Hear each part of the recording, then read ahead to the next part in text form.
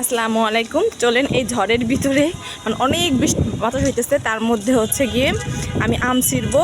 আর এই আম দিয়ে কিন্তু আজকে কাঁচা আমের জুস বানাবো। তো চলুন, আমাদের গাছে কিন্তু মাশাআল্লাহ অনেক আম ধরছে।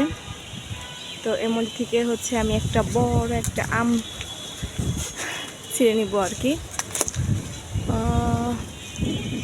দুটার থেকে একটা নিয়ে যাই, একটা ঘরে আছে। তো এইটা দিয়ে কাজ সেরে ফেলবো।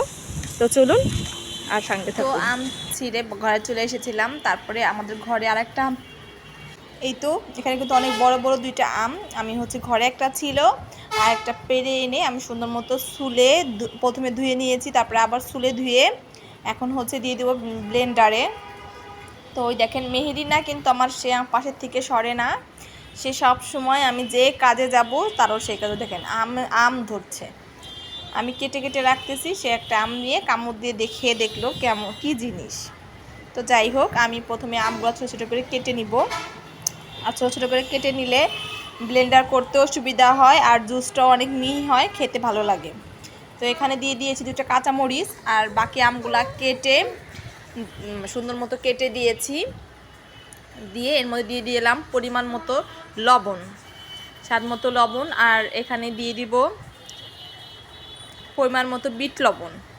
তো এখানে বিট লবণটা দিলে আরও সুন্দর ঘ্রাণ হয়, খাইতেও ভালো লাগে। তো এখানে বেশি পরিমাণ বিট লবণ দিয়ে দিয়েছি। তারপরে দিয়ে দিলাম এই চা চামচের 2 চামচ চিনি দিয়ে দিয়েছি চিনি। তো এখন দিয়ে দেবো পরিমাণ মতো পানি, ঠান্ডা পানি, ফ্রিজে ঠান্ডা পানি ছিল, সে ঠান্ডা পানি দিয়ে এখন জাস্ট ব্লেন্ডার করার বাকি, যে ব্লেন্ডারটা করতেছি আমি।